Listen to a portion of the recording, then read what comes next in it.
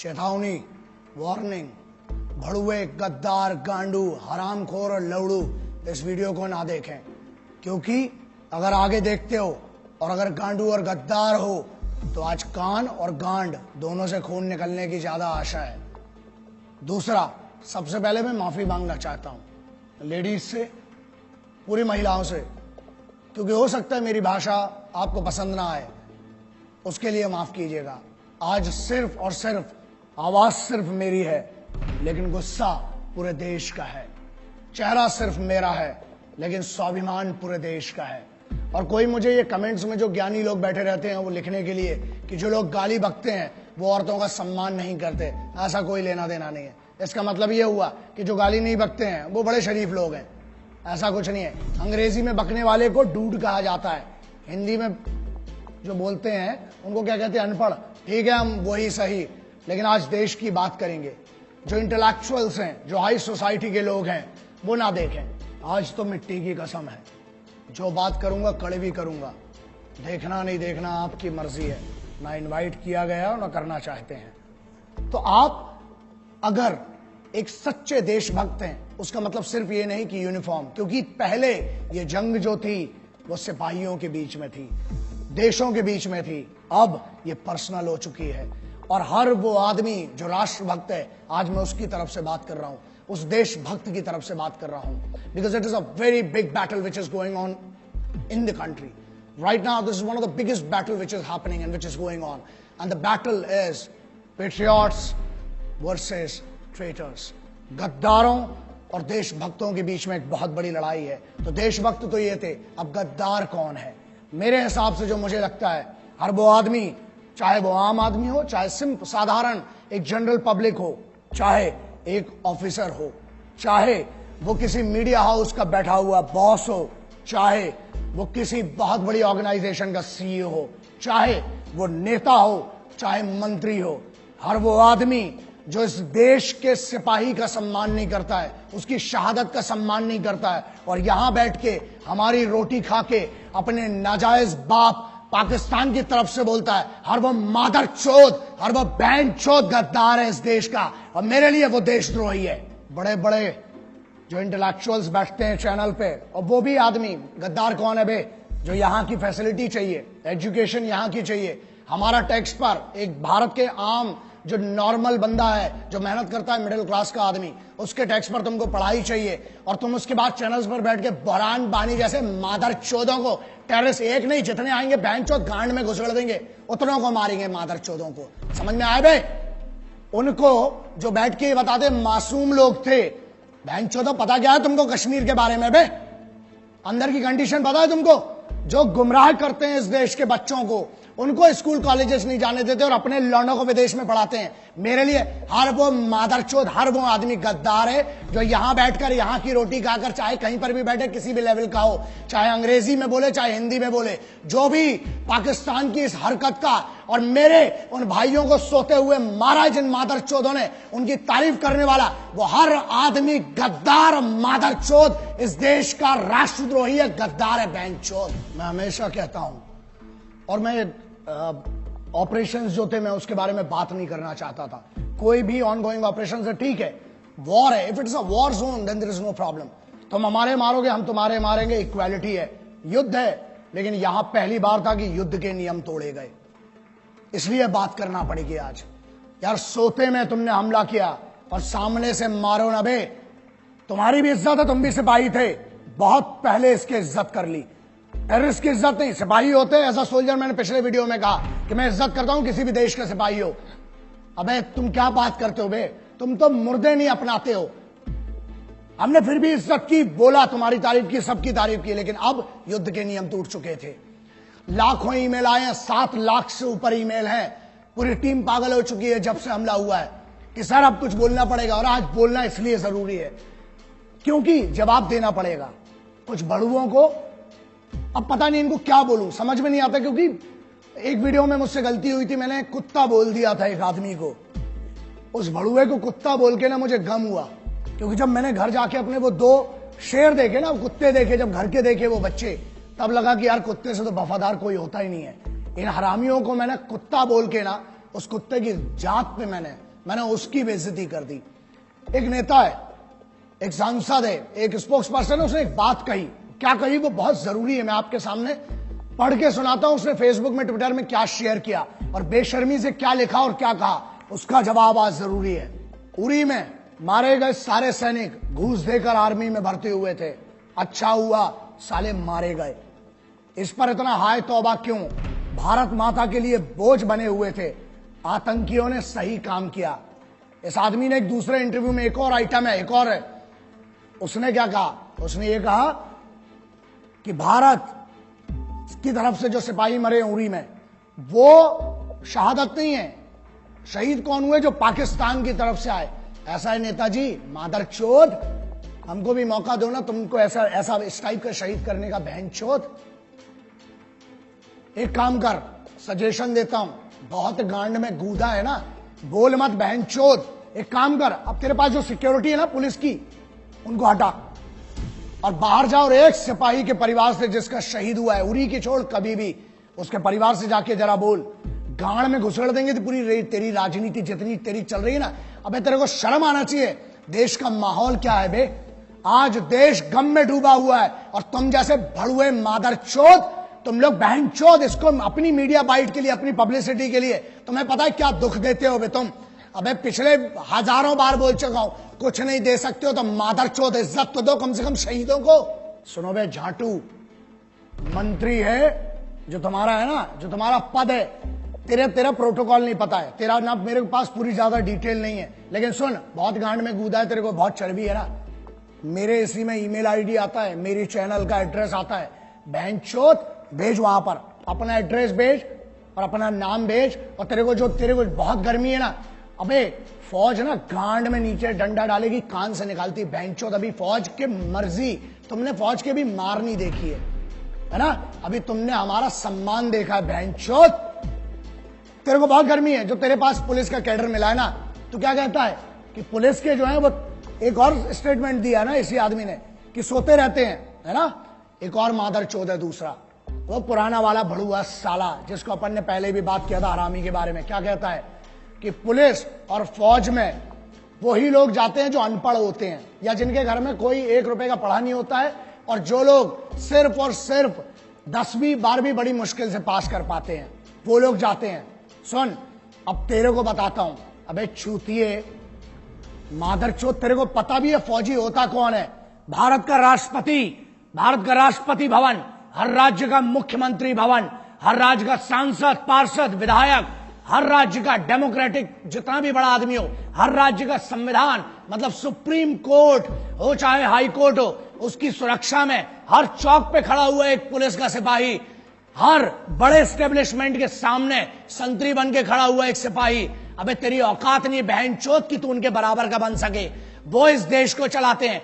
तू अगर इन मंचों पे जाके इतनी बड़ी बड़ी बात कर पा रहा है ना, भोसड़ी के इसलिए कर पा रहा है क्योंकि वहां सिपाही हर चौगड्डे पर तेरे लिए खड़े और तेरे जैसे मादरचोदों को इतनी परमिशन दे रखी है। यही प्रॉब्लम है।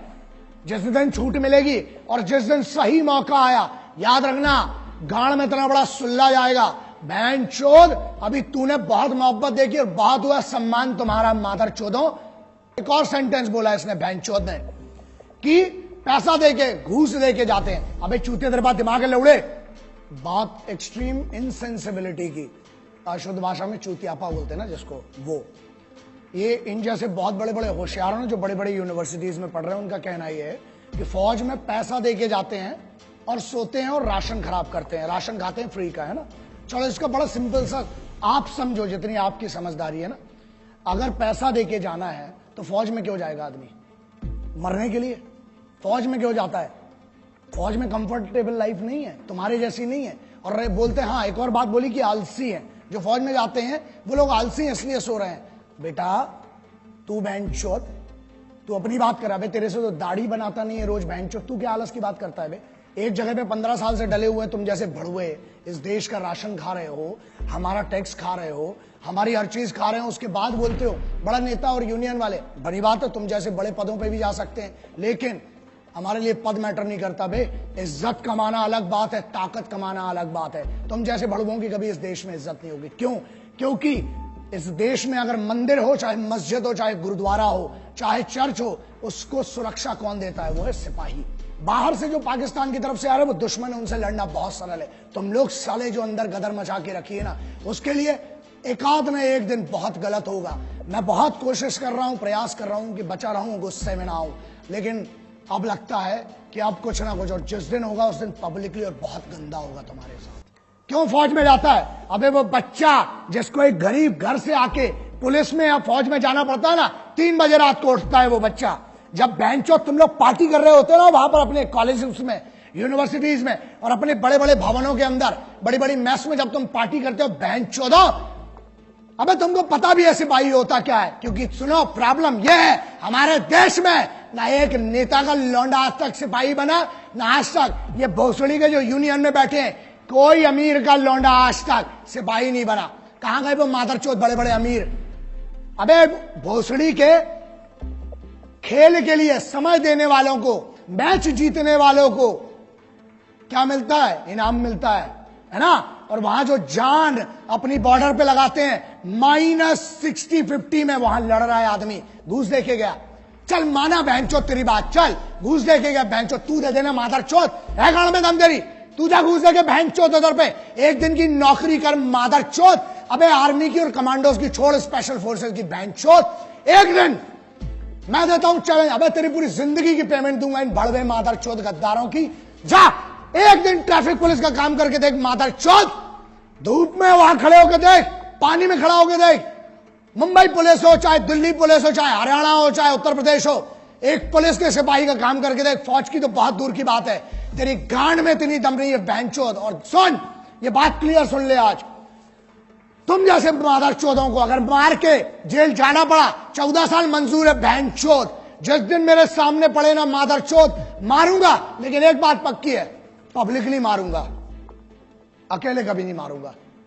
क्योंकि तुम जैसे आगे और पैदा ना हो बहनचोद। अबे मुझे तो शर्म आती है, माफ करना, जिसने तेरे को पैदा किया ना, मां मुझे माफ कर दे, तेरे को भी नहीं पता था कि ऐसी मादरचोद औलाद पैदा करोगी मां आप। शर्म आती होगी उस मां को भी अपने कोख पे जन्म पे कि ऐसा गद्दार पैदा कर दिया बहनचोद को। सुन मादरचोद, जिस दिन मेरे सामने आया मारूंगा, घसीट घसीट के मारूंगा बहनचोद। और दूसरी चीज, 14 साल होती ना, जमानत तो मिलेगी, आऊंगा तेरे जैसे और मादरचोदों को ढूंढूंगा, फिर मारूंगा बहनचोद, जाऊंगा। 14 साल मंजूर है बहनचोद, क्रांतिकारियों का चेला हूं, जेल भी गया कोई फर्क नहीं पड़ता है, लेकिन तुम जैसे गद्दारों को चुप करके रहूंगा, फिर मारूंगा, फिर जेल जाऊंगा, बाहर आऊंगा, जब जब आऊंगा मारूंगा मादरचोदों। दूसरी बात मुन्ना, हमें रोज सुबह से लेकर रात तक धमकी के कॉल आते हैं। और रही बात हमारी, मादरचोदों इतनी तैयारी के साथ चलते हैं, इतना जखीरा तो खुद लेके चलते हैं बे, इतना असला बारूद। मादरचोदों 1 किलोमीटर तक धुआं धुआं करूंगा जिस दिन मैं मारने पे आया बहनचोद। और ये दम बुलेट प्रूफ गाड़ी की नहीं है, बीपी की, जिसमें बैठ के घूम रहा हूं। गाड़ी के बाहर आने के बाद भी जगह बोल तू बहनचोद, नाम बता उस जगह का, अकेला आऊंगा मादरचोद, ईमेल कर, फोन नंबर ले मेरा, लिख चैनल पे अपना एड्रेस, आऊंगा मारूंगा बहनचोद को उसके तेरे को। लेकिन सुन, तुम जैसे जितने मादरचोदों सिपाहियों के बारे में, उनकी शहादत के बारे में बोलना बंद करो मादरचोदों, वरना मेरे जैसे बहुत पागल हैं, एक को काटोगे 1000 खड़े होंगे, हर बार पैदा हुए आगे भी होंगे, मार डालूंगा बहनचोद तुम जैसे एक एक को। मैंने बहुत कोशिश की है कि वो गुस्सा ना दिखाऊं, अच्छे से प्यार से बात करूं, लेकिन अब ये लड़ाई जो थी, पहले लड़ाई फौज की या सल्तनत की या देशों की थी, बात अलग है। अब ये लड़ाई भारत के, हिंदुस्तान के हर सिपाही की नहीं रह गई है, ये लड़ाई हो गई हर हिंदुस्तानी की। क्यों? क्योंकि तुमने जंग के नियम तोड़ दिए, तुमने यार सोते हुए मारा। बात यह है उन 17-18 या उन 50 लोगों की नहीं है जो अभी मारे गए, बात यह है कितने तक यार, कब तक सहन करेंगे। अब now it is the right time to retaliate and remember, but you will have to pay for it. याद रखना, कुछ व्हाट्सएप और फेसबुक वीर आए हैं आजकल, बहुत बड़े बड़े योद्धा, कुछ भी लिखते हैं।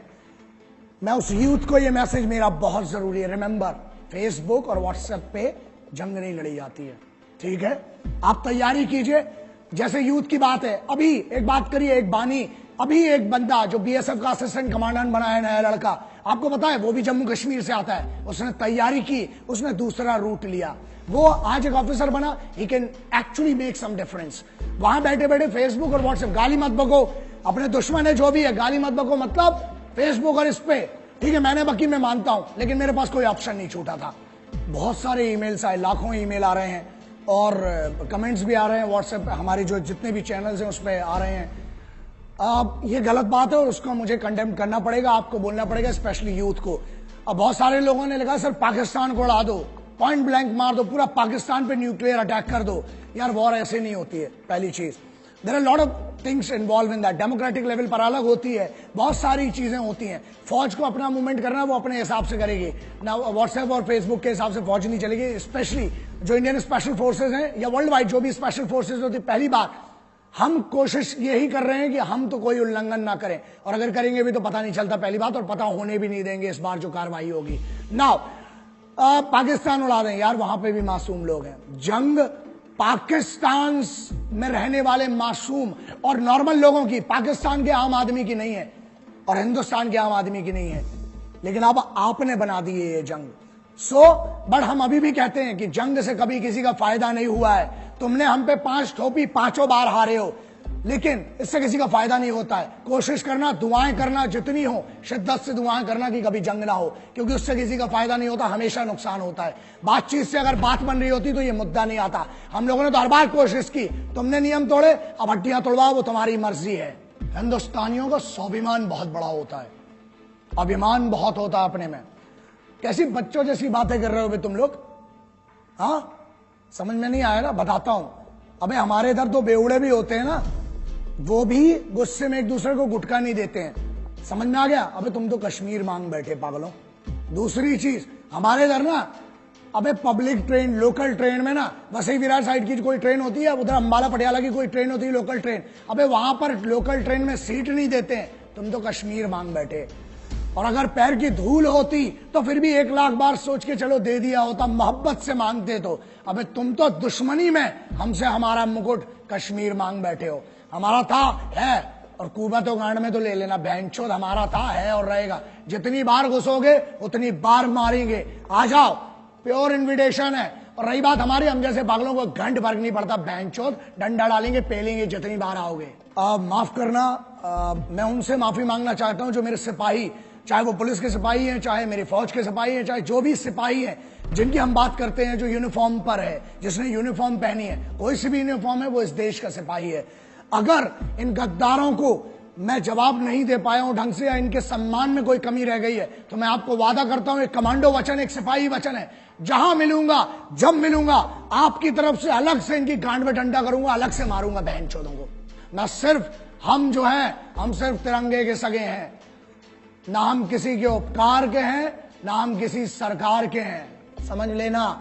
ना हम किसी के उपकार के हैं, ना हम किसी सरकार के हैं, हम हैं तो सिर्फ हर फौजी, हर सिपाही के परिवार के हैं। हमको किसी से कोई मतलब नहीं होता, ना हम किसी के उपकार के सगे हैं, ना हम किसी सरकार के सगे हैं। हम हैं तो हैं सिर्फ और सिर्फ एक फौजी और एक सिपाही के परिवार के सगे हैं। बस इतना मेरी तरफ से आज जितना हो सका इस भाई से करूंगा, आज भी कर रहा हूं, आखिरी तक इस मिट्टी के लिए लड़ूंगा। और अगर तुमसे ना हो सके तो बताना, ये भाई तो आखिरी सांस तक तुम्हारे लिए लड़ेगा और इस मिट्टी के लिए लड़ेगा। ये वादा रहा तुमसे, आज भी और आगे भी। जय हिंद, वंदे मातरम, इंकलाब जिंदाबाद, भारत माता की जय।